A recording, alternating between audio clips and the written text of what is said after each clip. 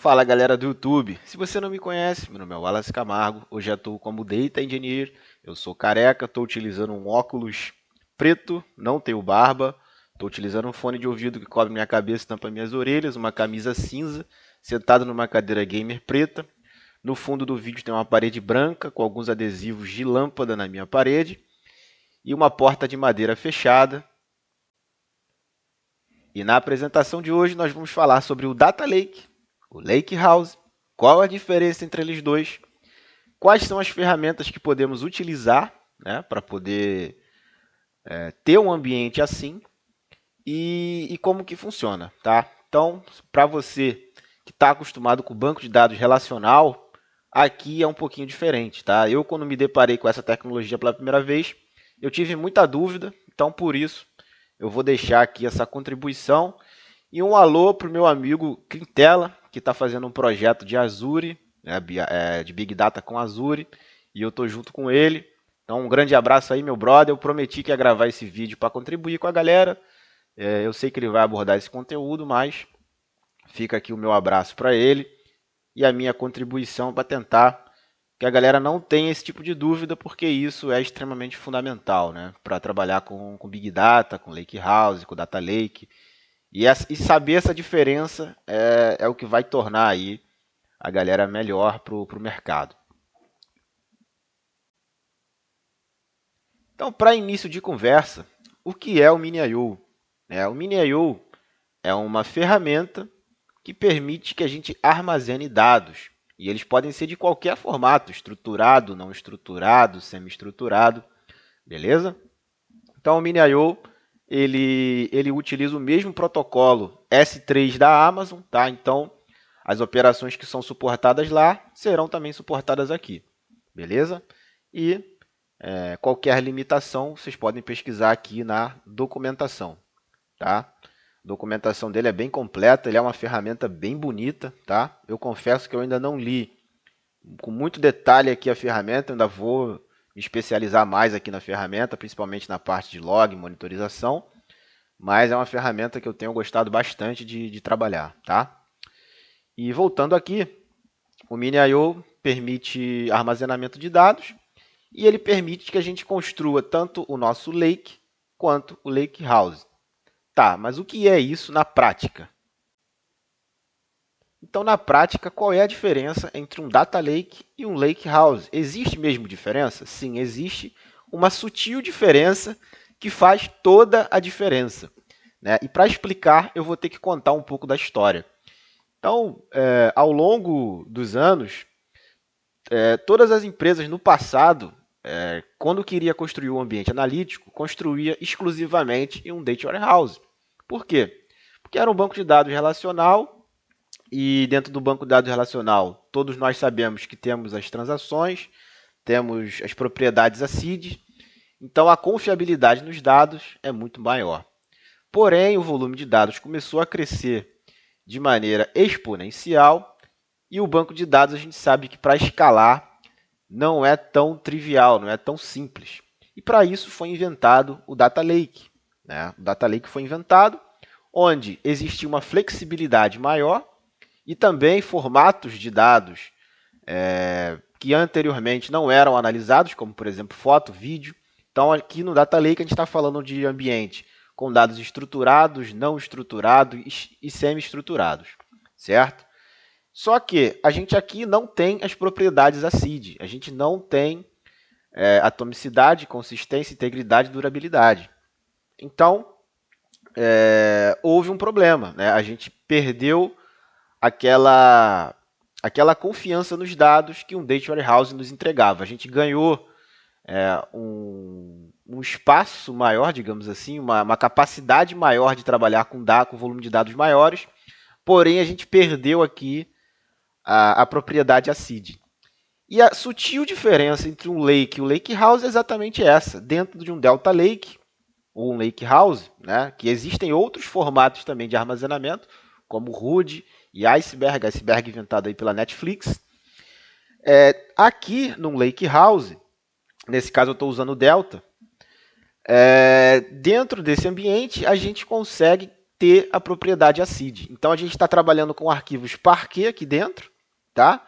Só que com propriedades ACID, atomicidade, consistência, integridade e durabilidade. A gente consegue colocar uma camada de confiabilidade nos dados. Então, por isso que o Lakehouse está sendo amplamente utilizado e difundido.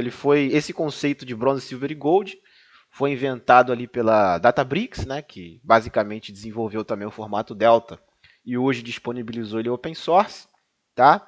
Então é basicamente essa a diferença de um data lake, né, de um data lake para um Lakehouse. E o Lakehouse existem outros formatos de armazenamento, como Delta, Root e Iceberg. Beleza? Agora que nós já sabemos a diferença de um Data Lake para um Lakehouse e sabemos também o que é o MiniIO, eu vou falar do Trino, que é uma ferramenta de virtualização. Ou seja, eu consigo ver esses arquivos em formatos de tabelas, né? Então, o Trino aqui ele vai servir como um apoio na explicação, certo? Então, onde a gente pode ver a documentação de cada um deles? Eu vou deixar o link na descrição, tá? E recomendo que você pelo menos dê uma passada de olho lá. A documentação do MiniIO, bem bacana. Eu tenho muita coisa aqui que eu tenho separado para ler, como eu já disse. A documentação do Delta está aqui, né? Então, o ecossistema Delta, né? Delta Spark. Aqui tem o Trino que nós vamos utilizar também, tem o Hive. Aqui é o ecossistema do Java, né? Ecossistema de Rust, de Python. Olha lá, tem o Airbyte, tem o Pandas. Então aqui é um Delta Lake. Aí aqui ele já fala também, ó, que existem outros. Ó, tem o Root e tem o Iceberg, que são também open source. Beleza? Aí tem o Data Sharing, o Power BI conecta com o Delta Sharing. Beleza? Então essa é a do Delta e aqui é a do Trino. Onde eu peguei aqui alguns comandos, né, para você registrar uma tabela Delta no seu catálogo, você usa um comandinho aqui chamado call. Tem aqui todos os exemplos, ó, tem Delta Lake. Então, com o Trino, abrindo um parêntese, a gente consegue conectar com basicamente qualquer fonte de dados e unificar todas elas, né? Então, por exemplo, eu quero fazer uma query que vai conectar no meu Data Lake tradicional, né, Data Lake, fazer uma query fazendo um join com o Lakehouse. Né? Isso é totalmente possível. E juntar também com o banco de dados relacional. Fazer uma query num dado que está no Google Cloud Storage. Fazer uma query com o que está no S3 mesmo da Amazon. Juntar com o que está no MiniIO. Então, o Trino ele consegue se conectar com várias fontes e fazer queries. Né? E nós vamos ver aqui um pouquinho da capacidade do Trino também. Então, agora que nós já vimos aqui um pouquinho da documentação, vamos para a parte que todo mundo gosta, a parte prática.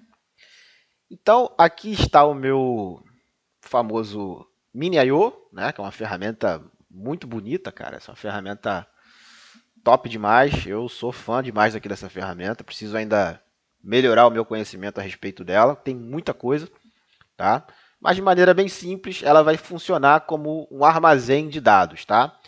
Então aqui os buckets, né? Imagina que o bucket é como se fosse uma pasta, né? Um baldezinho lá onde você vai guardando os teus domínios, né? Os teus assuntos. Então nós vamos trabalhar hoje com a camada bronze, tá?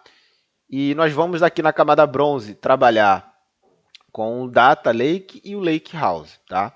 Então como é que funciona ali o Modern Data Stack, a divisão entre bronze, silver e gold? Então eu vou passar aqui rapidamente, né, por esse conceito, tá? Que é um conceito que pode ser utilizado com qualquer tecnologia. Ele pode ser usado, inclusive, dentro do próprio Data Lake. Você pode usar somente Parquet e fazer o Bronze, Silver e Gold. E o que é o Parquet? O Parquet é um formato de armazenamento compactado que basicamente é o preferido aí pela galera, mas existe o Avro, existe o Orc, né? Então cada empresa vai trabalhar com um formato. Então, para você entender de forma bem objetiva. Por que usamos Parquet? Porque um arquivo, por exemplo, CSV, de 1 GB, quando você converte para Parquet, você pode cair para até 200 MB, um exemplo. Então você tem um 80% ali de redução de tamanho, sendo que o mesmo dado. Então, para você economizar no armazenamento, se você estiver utilizando um ambiente cloud, principalmente, né? Se você estiver utilizando um ambiente on-premise, onde você tem recursos limitados, também é importante. Então, por isso, utilizamos o Parquet. E no formato Delta, que também usa Parquet por baixo dos panos, só que com a propriedade ACID, existem as 3 camadas. Né? Aí já é um conceito de Modern Data Stack. Na Bronze, a gente joga os dados brutos. Né? Aqui a gente faz um Ctrl+C, Ctrl+V. Então, por que a gente não escreve direto Delta? Porque muitas ferramentas hoje ainda não têm a capacidade de escrever direto no Delta. Então, por exemplo, se eu estou fazendo uma extração de um dado de um RP tradicional com uma ferramenta e eu jogo na landing primeiro e daqui da landing o Spark, pode ser o Spark, pode ser outra tecnologia, pode ser DBT, pode ser qualquer coisa, pode ser Python, vai pegar o dado daqui, vai jogar para Bronze, né? Ctrl+C, Ctrl+V, então igualzinho. Depois a gente vai dar uma estrutura para esses dados, né? Criar uma tabela mesmo estruturada, fazer limpeza, tirar dados nulos, tirar colunas desnecessárias, jogar na Silver com um formato ideal, né? Para uma tabela ali pronta. E, por último, a gente faz joins, a gente faz últimas agregações e leva para Gold, que é a camada de delivery, a camada que o usuário final, a ferramenta de visualização vai estar conectada aqui na Gold. Tá? Então, a Silver é onde a tabela passa a ter uma confiabilidade. Por exemplo, tabela de cliente. Aqui a tabela de cliente vai estar limpa e tratada, com estrutura. Aqui não tem estrutura, na Bronze. E depois a gente faz o join, por exemplo, se eu quero cliente, eu tenho uma tabela de endereço, eu junto o cliente com o endereço, posso criar fato e dimensão ou não, tá? Então tem empresa que trabalha com fato e dim aqui na Gold, fazendo star schema, e tem empresa que não utiliza tabelão, one big table.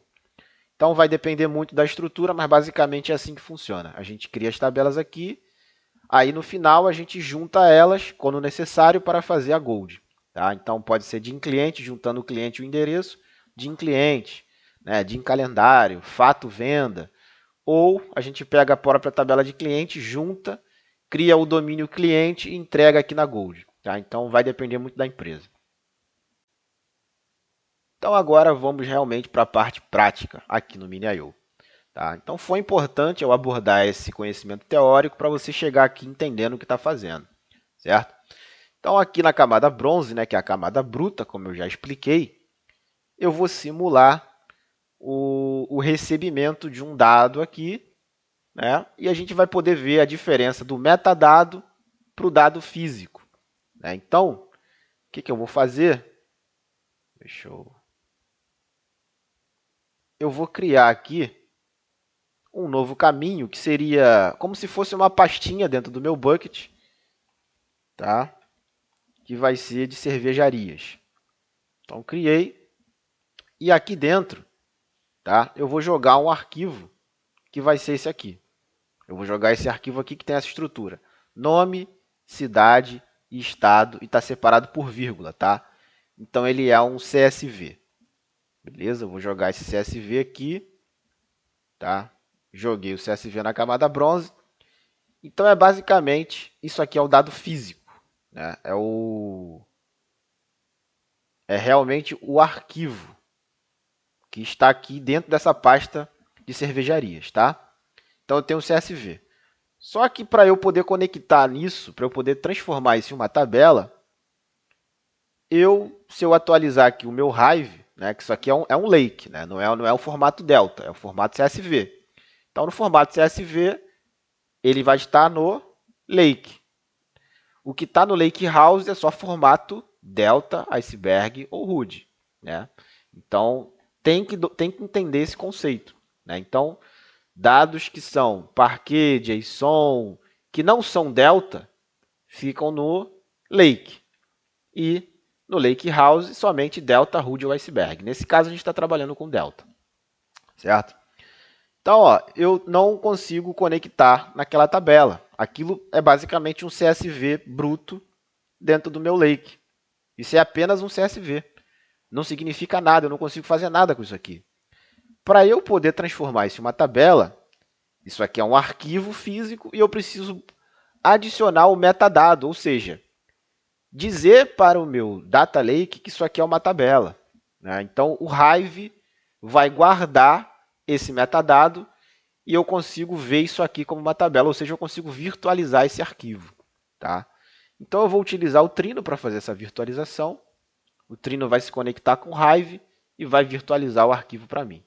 Então, essa aqui é a sintaxe. Ó. Eu vou criar uma tabela que vai se chamar aqui cervejarias. Vai ter as 3 colunas, como eu mostrei no CSV, né? Nome, cidade e estado. Ó, nome,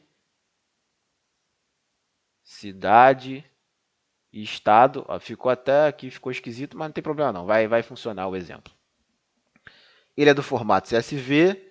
É uma localização externa, né? Então aqui a gente faz uma montagem, né? Faz um mount, que o nosso amigo Quintela, pegando o gancho, vai falar lá no projeto de Azure também. Nós vamos pular a primeira linha porque é o cabeçalho. Beleza? Então, ó, eu vou atualizar aqui no meu Hive Catalog. Não tenho nenhuma tabela chamada cervejarias. Eu vou atualizar. Né? Vou dar um refresh aqui. E agora, eu já tenho aqui a tabela. Então, se eu botão direito View Data, eu já consigo ver, né, nome, cidade, estado. Até ficou certinho, né? Ficou certinho. Então, o que aconteceu? Eu virtualizei aquele arquivo CSV. E agora eu consigo fazer consulta SQL nele. Né? Eu consigo fazer consulta SQL. Deixa eu abrir aqui.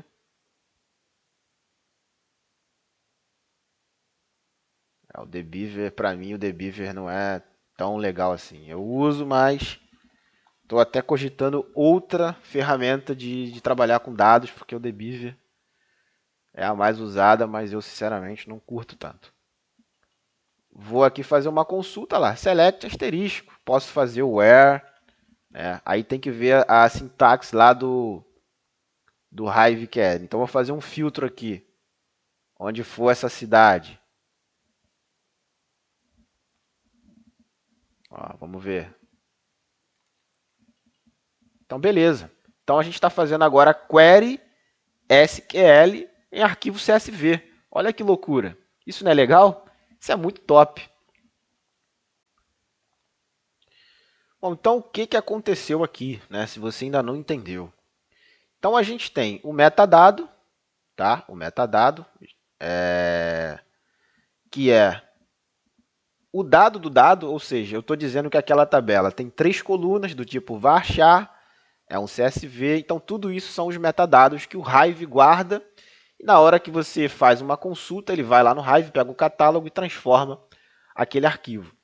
Então, se eu quiser apagar a tabela, né, eu vou apagar a tabela aqui, ó, drop table, apaguei a tabela deixou de existir aqui, a tabela vai deixar de existir. Ó, deixou de existir a tabela, porém, o meu arquivo, o que vocês acham? O arquivo continua, o arquivo físico. Né? Então, para eu poder apagar realmente os dados, eu tenho que apagar aqui o arquivo físico, certo? Então, existe essa diferença entre o dado físico e o metadado. Então, eu apaguei a tabela, na verdade, eu só apaguei o metadado. O dado em si, fisicamente, ele continua no meu lake. Né? E o contrário também acontece. Se eu criar a tabela e eu vou aqui atualizar, vou fazer uma consulta aqui, eu já tenho um select aqui, eu não tinha visto. Criei a consulta, agora se eu vier aqui e apagar o dado, a tabela, o que vocês acham que vai acontecer? 2 segundos para pensar. Exatamente, a tabela vai ficar sem dado. Eu vou fazer a consulta de novo e desapareceram os dados. Por quê? Porque eu tenho a tabela, mas não tenho o dado. Então, esse conceito é extremamente importante, vocês precisam entender isso, que o dado é uma coisa, o metadado é outra. Né? Então, quando você quer apagar tudo, você tem que apagar tanto a tabela quanto o arquivo, que ele vai estar apontado para um caminho. Né? O arquivo vai estar em um caminho e a tabela vai estar fazendo um mount, ali, uma montagem, um apontamento para aquele arquivo. Beleza? E agora, o Lakehouse, né? Como é que a gente cria uma tabela delta com o arquivo delta? né? Então, vou voltar aqui no meu Lake. Dentro da camada bronze, eu tenho aqui um Delta Employee, que eu criei isso aqui com o Spark, tá? Eu criei com o Spark. Não vem muito ao caso falar do Spark, porque o objetivo é falar de dado e metadado. E aqui, para eu virtualizar essa tabela e transformar isso como, para eu poder ver isso como uma tabela, né, através do Trino, eu venho aqui, como eu mostrei o comando lá na documentação, ó, eu vou vir aqui. Agora o meu catálogo não é mais Hive, é Delta, né? Porque Delta, deixa eu voltar aqui, ó. O formato Delta, ele é diferenciado, ó. Ele tem aqui um monte de parquezinho, ele tem um Delta Log, que eu consigo ver aqui tudo que aconteceu, as versões, né? Então é bem bacana aí o Delta. Então aqui eu vou voltar. Eu vou voltar aqui na tabelas Delta. Ó. Vou dar um refresh. Eu já tinha criado, né, mas eu apaguei para a gente poder exemplificar. Então, eu não tenho a tabela chamada Delta Employee e eu vou criar. Então, eu vou usar o comando que eu peguei lá na documentação do Trino, uma Delta System Register Table, no esquema bronze, que é esse esquema aqui. O nome da tabela vai ser Delta Employee e ele vai estar em qual localização? Na bronze Delta Employee, que é exatamente essa aqui, tá? Bronze Delta Employee. Então, a partir daqui, ele vai virtualizar uma tabela para mim no Trino. Show? Então, vamos executar esse comando aqui. Ele criou a tabela. Vou dar um refresh. Então, eu estou no catálogo Delta agora, tá? Eu não estou mais no catálogo Data Lake normal. Agora aqui já é o Lake House. Então, se eu vier aqui, botão direito e View Data, eu já posso fazer também consulta SQL através do Trino em tabela Delta. Beleza? E é basicamente a mesma coisa, tá? Eu estou apontando para aquele caminho que está ali. E se eu quiser excluir, eu vou ter que excluir os dois, tanto o dado físico quanto o metadado. Tá? Então, está apontado para cá.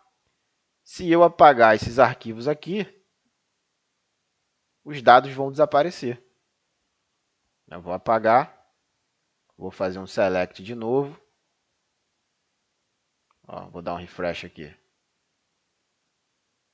Desapareceram os dados. Deu até erro, né? Diz que não tem nada. Então, essa é a diferença de um Lake, Lake House, e as tecnologias que eu utilizei aqui foram Trino, Mini.io, Hive, mas esse conceito pode ser utilizado com qualquer tecnologia, qualquer ferramenta, inclusive no projeto que eu estou participando nesse momento, junto com o meu amigo Quintela, que fica mais uma vez um abraço, nós estamos utilizando uma arquitetura toda no Azure para fazer a mesma coisa, beleza? Então, se você gostou do conteúdo, deixa um like, se inscreve no canal, deixa um comentário aí fazendo uma crítica ou um elogio.